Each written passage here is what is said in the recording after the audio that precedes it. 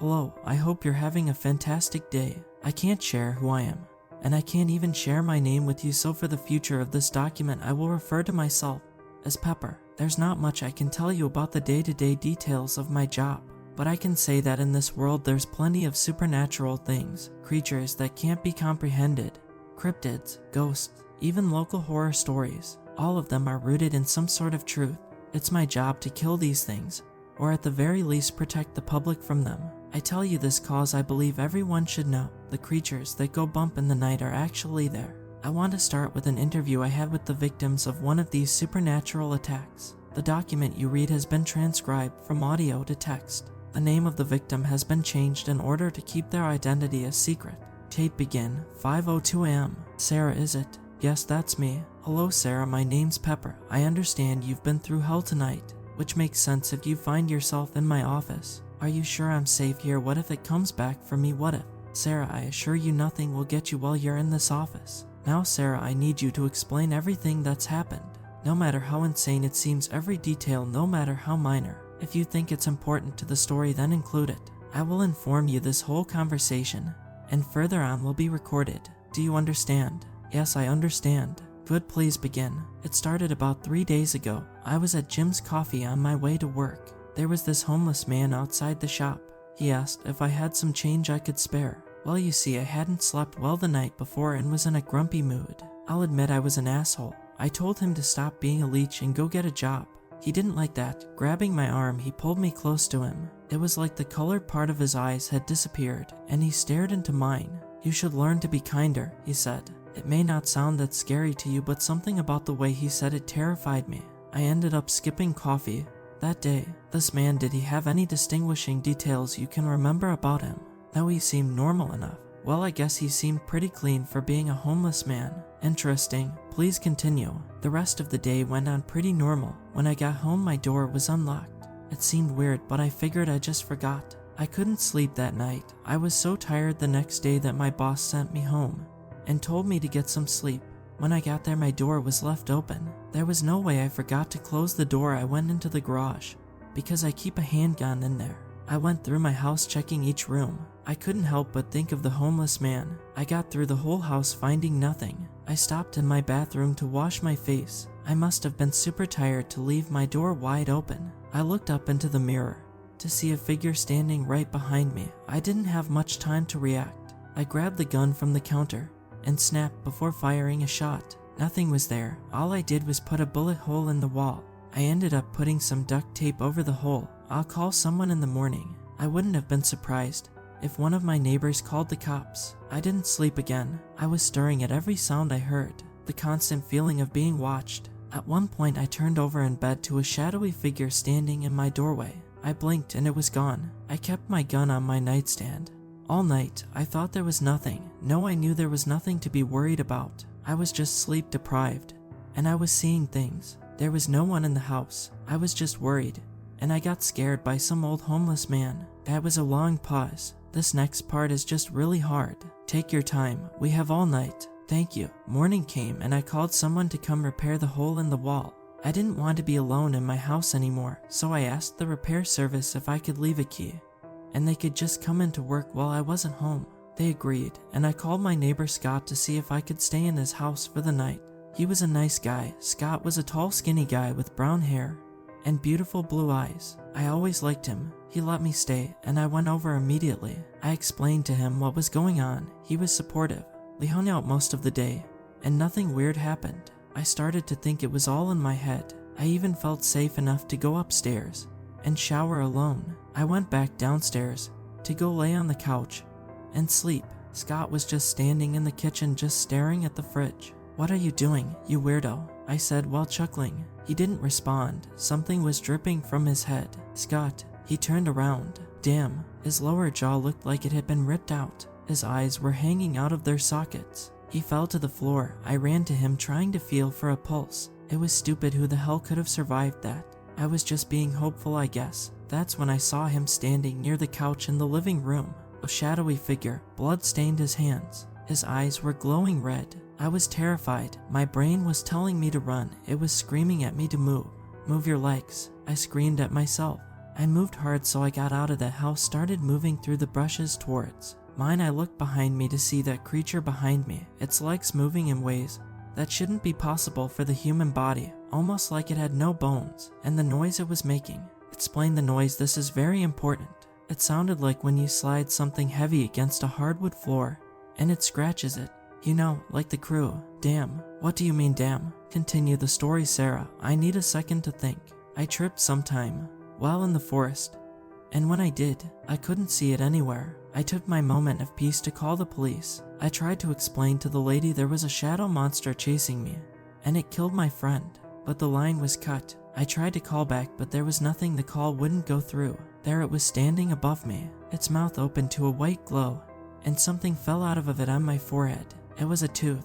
I'm sure it was one of Scott's. I crawled and cried as it moved towards me, mouth agape.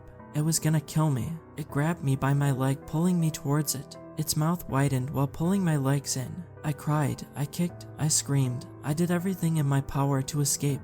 It all seemed hopeless, but then nothing short of a miracle happened. I heard the beautiful sound of a shotgun racking a shell before the loud gunshot. The round blew a hole through the creatures, and it screamed in agony. I couldn't help but laugh at its misery. It let go of me and scurried off into the woods. The man with the gun took my hand and led me to his truck. Next thing I know, I was here in your office. Thank you, Sarah. This interview has brought a lot to the table, and I think I know what we are dealing with.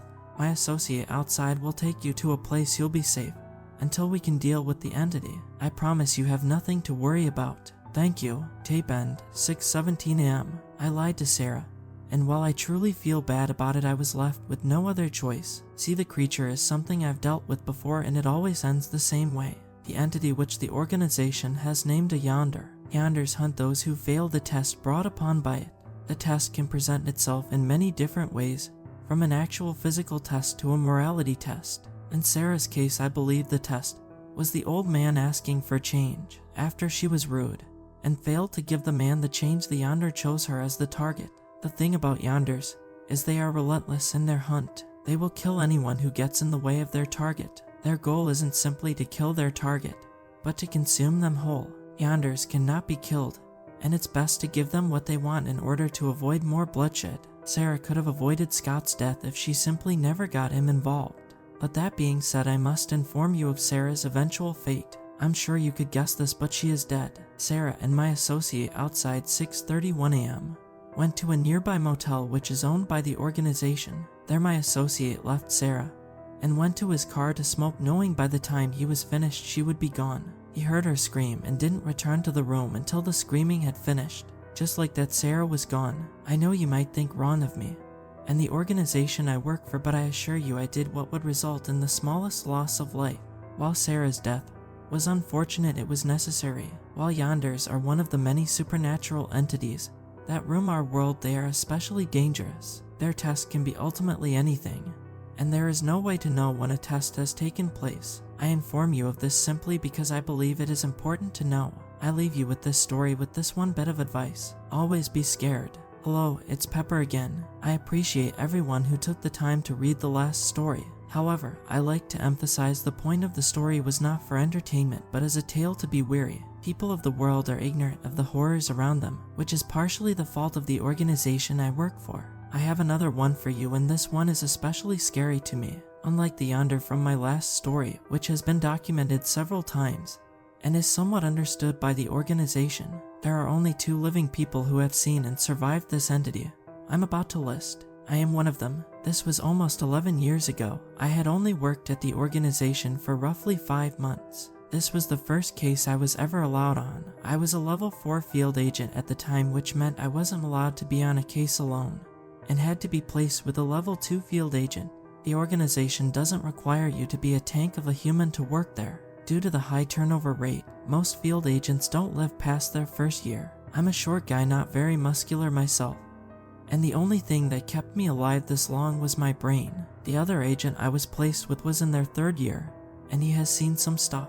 I didn't even meet the other agent till we arrived on the site. He was the exact opposite of me, tall, muscular, wearing a dress shirt, scars covered his hands, and he had one on his chin, and he had a sword, along with 2 handguns, 9mm Berettas. I, on the other hand, had a flashlight and .38 revolver. At the time I was young and I thought he looked badass. Despite his massive size, people took to calling him Mouse. Most agents had some sort of code name. So first case, said Mouse. Yeah, well, first one where everyone isn't dead when I get there. I wouldn't be too sure about that. Most of these missing person cases usually end with us finding the bodies. There are a lot more cold cases than I care to admit. Mouse's voice was much softer than you would expect from looking at him. They give you the details. He said, yeah, several missing persons have been reported around the area. Ages range from 14 to 44, 4 males and 6 females. You got 2 things wrong. First, 7 females have been reported missing. When was the 7th? Yesterday, a 9-year-old girl. That was the second thing you got wrong. I know it's my job and all, but someone so young going missing kinda shook me. The worst part is she was almost definitely dead. If there was a chance she was alive, we wouldn't be here, and the police would be dealing with it. Even knowing that information, I still asked, "You think she's still alive?" He ignored my question. I knew it was stupid to ask. They tell you about the Samo? He asked. Yeah, it's abandoned and seems to be the center of the disappearances. There's a legend of a cult back in the 80s that used to meet there right after it closed down. Long story short, the cultists went there one night, and they all just floated away. A lady who told me framed it as a way to keep kids away from the place. He said, that's what I guess. You always listen to the legends around, especially if we're in small towns like this. Those legends can say a lot more than most people can. I learned to live by that rule. The sawmill is what you would expect from something straight out of the 80s. It was in surprisingly good condition for something abandoned for that long. There was a large wooden building surrounded by smaller ones. Large metal pieces stuck out of them. The whole place did seem eerie. I think we split and check the smaller buildings, then we'll meet at the large one, said Mouse. Yeah, I'll take the left. I moved my way towards the building. It reminded me of a barn. It was red with white stripes and had 2 large swinging doors. Despite that, I decided to go through the smaller door on the right. It didn't want to budge at first. I had to put my whole weight into it to get it open. It fell off one of its hinges and kinda hung by the other one. The building was just for storage. It had a ton of logs. The wood had begun to rot, and it smelled bad in there. I pulled my revolver just in case. I made my way through the rows of logs, being careful to check each corner. At the end of the final row, I found what made the place smell so bad. It was a deer carcass. It was small and decaying. You would have thought it was young, till you saw its head in perfect condition, still with large antlers.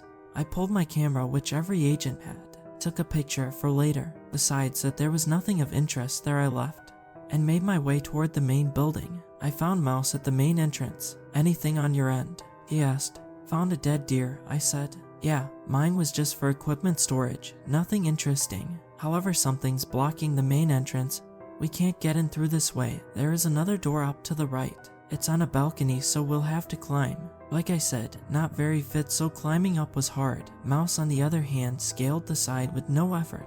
The door on the balcony wasn't even locked, and we made our way inside. In contrast to the outside, the inside was disgusting. It was old, falling apart, and full of dirt and cobwebs. What you'd expect from an abandoned building. In the area we were in, you could load the logs into machinery. The main entrance is where they would bring trucks to load the logs. Honestly, it seemed normal until we came across the stairs. These stairs led down, and that made no sense. They'd have no reason to build a basement here. At least to my knowledge, they wouldn't. The stairs, just like the outside, were in great condition. They didn't belong there though. They were nice, like what you see in Victorian-style mansions. The wood was waxed, not scratched on them. I didn't want to go onwards. Seemed off. I told Mouse we should get back up first. He didn't listen and just started walking down the stairs. I followed. It got dark quickly. I pulled out my revolver and my flashlight. Mouse did the same, and I couldn't even tell you where he was storing that flashlight.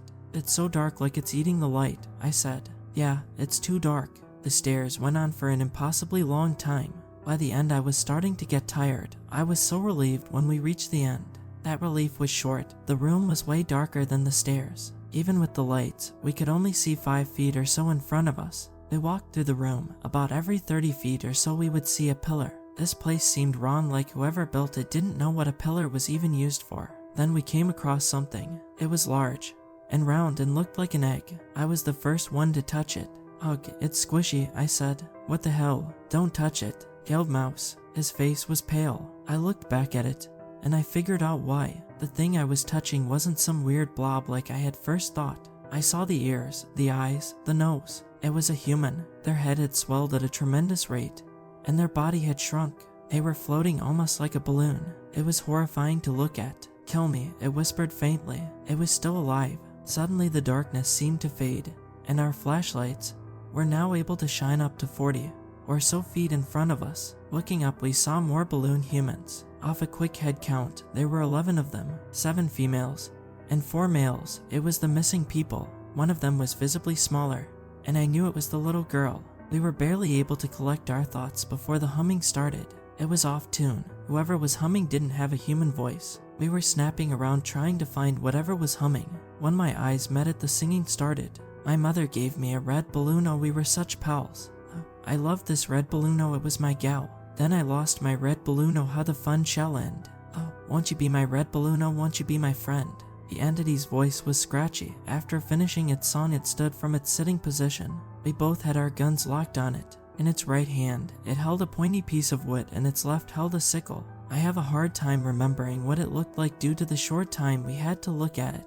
It had on a green outfit reminiscent of the outfit Robin Hood wore in the cartoon minus the hat. It was short, maybe 4 feet tall. Its skin looked wooden like an old doll. Its eyes were human though. That's all the details I can remember. Mouse began yelling at it to drop its weapon. It took a step forward before either of us could react. It was on us. The sickle it held made contact with Mouse's left eye, blinding him in it. I shot at it twice. It was quick to react and threw the wood at me while dodging both shots. The wood impaled me in my stomach, making me bleed from my mouth somehow. It cut the holster with Mouse's sword, another handgun. They both fell to the ground. I shot 4 more times and even managed to hit its chest. A yellow viscous fluid shot out from the hole. That slowed it down enough for Mouse to play the hero card and grab it. "Shoot it," he yelled. I tried, but I had no shots left. It sliced off Mouse's arm, and he let go. It ran further into the darkness. I didn't want to let it go, so I picked up Mouse's other handgun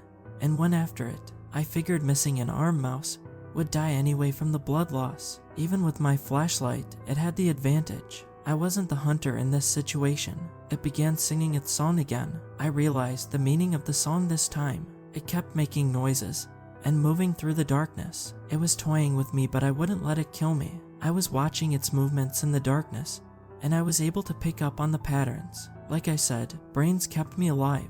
Just as it went behind another pillar, I shot, barely hitting one of its hands. It screamed before moving into the darkness. I ran after it, but it made its way down another staircase. I made the smart decision to retreat and call for backup. Despite what I thought, Mouse lived, making him the only other living person to see that creature. I still talk to him and even ask him for advice on cases to this day. He, however, isn't sent on many cases due to him missing an eye and arm. The case was decided to be too much for us and was placed with more experienced agents. Despite that, no one ever saw it again. It was discovered the stairs kept going for miles, and it was deemed safer just to seal it off the stairs and cut off the public from accessing the sawmill. The human balloons were taken and humanely put down. An autopsy discovered the reason their bodies had shrunk was due to their internal organs being sucked into their head, with any excess space being filled with a gas similar to helium. The fluid was tested, as well as the finger of the creature which I had shot off. When I hit its hand, its skin was similar to petrified wood, and the liquid inside was a slimy substance that has yet to be identified to this day. I often wonder whatever happened to the creature, most likely with its home being filled and no one will ever see it again. We never figured out how it balonified the others. Honestly, I think I'd rather not know. Working this job desensitizes you. I've seen so much messed up stuff that I think it's normal at this point. Just the other day I was taking a recruit on his first case, and we came across a mangled corpse. I was confused as to why he threw up.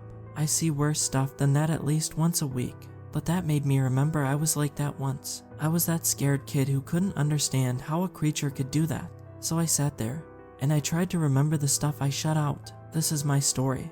And I don't mean some cases I choose to forget, I mean my personal story. How I ended up working a job where almost dying is pretty common in the life, and the people that I'd much rather stay forgotten. I was 20 at that time, and I thought life was amazing. I was broke working a dead-end job. My family had long disowned me, and my only friends were junkies and alcoholics. So why did I think life was so great? Well, it was cause I had her, my beautiful girlfriend, Josephine. I can see her now, her purple hair up in that messy bun, her snakebite lip piercings, her clunky glasses, her brown eyes. I miss those things. She was shorter than I was, and I think that's one of the things that drew me to her. But then I got to know her, and we clicked. We dated for 2 years, and she moved in with me and my roommate. She was broke too, but our struggle kept us together. She liked Mike, my roommate. She tried even harder than I did to get him off the pills. But enough of that cause.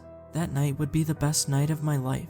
I saved enough for a ring, and I was gonna take her to the fanciest place in town and propose. I was a mixture of excitement and anxiety. I framed the whole thing as a celebration of the promotion she just got. Arriving at home, I saw Mike coming out of his room. He looked awful, probably coming down from a high. Mike had been my friend since middle school. I guess that's why I kept him around so long. He couldn't keep a job, and what little money he spent on pills. I gave up trying to help him a long time ago. Where are you going tonight? Jay's getting ready to, he asked. We're having that celebration dinner tonight. Oh damn, that's tonight. Let me get ready. Who said you're coming? I did, Josephine said. I can still see her in that outfit. We were going to a nice restaurant, and despite having nicer clothes, she didn't dress up. She was like that, never liked being the center of attention. We're celebrating me, so I figured my friend should come, she said. I didn't fight her, I always gave in to her. Mike coming threw a thorn in my plan, but I figured I could bribe him to go away. The drive to the restaurant was full of them discussing what they would have to eat. I sat silently pissed off. Looking back at it, I'm glad he came. The restaurant was named Clive's. I don't think it's still open. I couldn't find any information on it before posting this. I'd been there once when I was little, and my family still talked to me. From what I remember, the food wasn't very good, just expensive. That was the appeal, and Josephine had never been. She and Mike ordered drinks, and since I was driving, I didn't drink, though I desperately wanted to, just to help calm my nerves. A man was leaving the restaurant, and at the time I didn't think anything of him. We had our full meals, and just like I remembered, the food wasn't great. Mike and Josephine shared the same sentiment. It was time to put the plan into action. I pulled Mike to the side. I need 20 minutes with just me and Josephine. I'll give you $10 to go get a drink or snack from the gas station, I said. Free money, you got it, sir. Clive's was a short walk from the park where Josephine and I met. That's where I was gonna propose. We made the walk landing in front of the pond, the same place where I bumped into her on a drunken binge. That day was the first day anyone had asked me if I needed help. That day I fell in love, and she saved me. Beautiful night, she said. Not as beautiful as you, I said, pulling out the ring and bending down on my knee. What are you? Oh, Josephine, since the day you said those first words to me, I knew you were the person I wanted to love and hold, to walk through the struggles of life with, to die with. Will you make me the happiest man alive and marry me? I will, she said, tears in her eyes. I put the ring on her finger and stood up, her lips locking into mine. I was the happiest I've ever been and will ever be. My happiness turned to confusion as I saw the man running behind her, the same insignificant man from the restaurant. Normally a man sprinting at full speed would scare anyone, but the thing chasing him was much more terrifying. Help me please, God. Oh hell, his sentence was cut short as the creature jumped on his back, slamming his face into the concrete. The creature was human-like, with no clothes, but lacked genitals, so I guess it didn't need them. It was long and running on all fours. Its eyes were pure black, and its face was shaped similar to a deer. It looked at us, and I saw its mouth try to form a smile. We were its target now, and it came right for us. I don't remember anything until we made it to the car. Mike was sitting there drinking his Red Bull and eating a honey bun. We quickly hopped in, and I popped it into drive.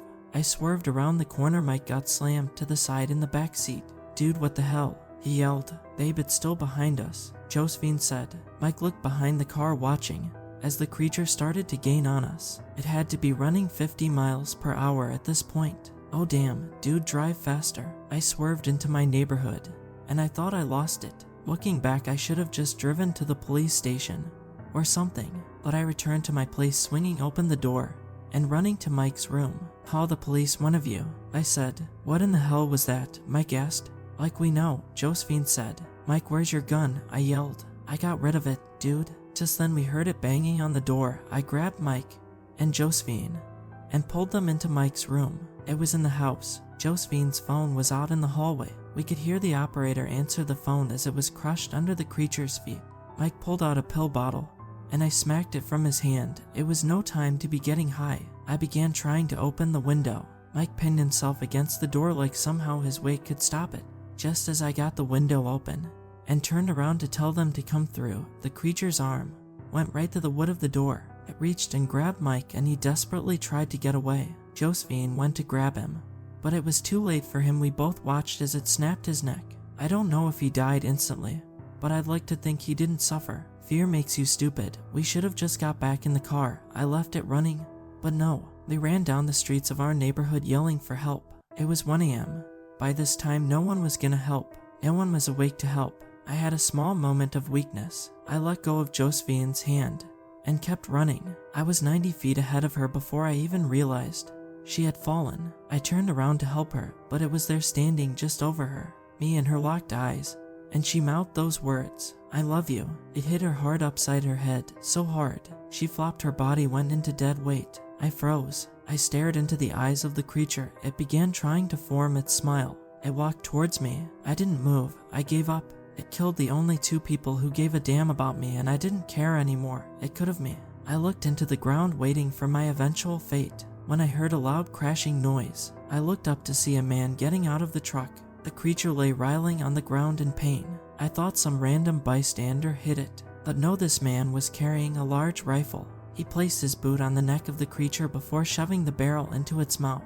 With one loud bang, it no longer had a head. He turned around to look at Josephine's corpse before he began walking towards me and put out his hand. "Looks like you had a real bad night," he said. He took me to his truck, and we began driving away. "Don't worry, I'll send someone for the bodies. For now, let's get you out of here." I'd later know this man as Trojan. He would be my first introduction to the organization that I now devote my life to. He also was the toughest son of bitch I've ever met. The creature I ran into that night was one of a species. They're called Housebreacher, and the one I met was only a juvenile. The adult ones are way worse, and if it was an adult I would have surely died. They typically stay in the wild, but when one finds themselves in a city, it's a bloodbath.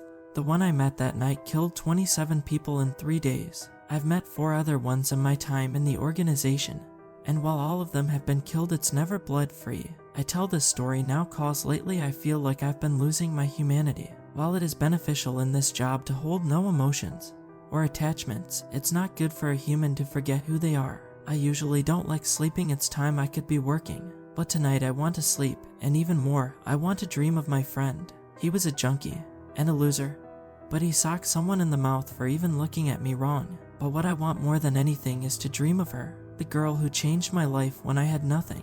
I no longer want to forget who I used to be, so please, if anything is up there, let me see them one more time.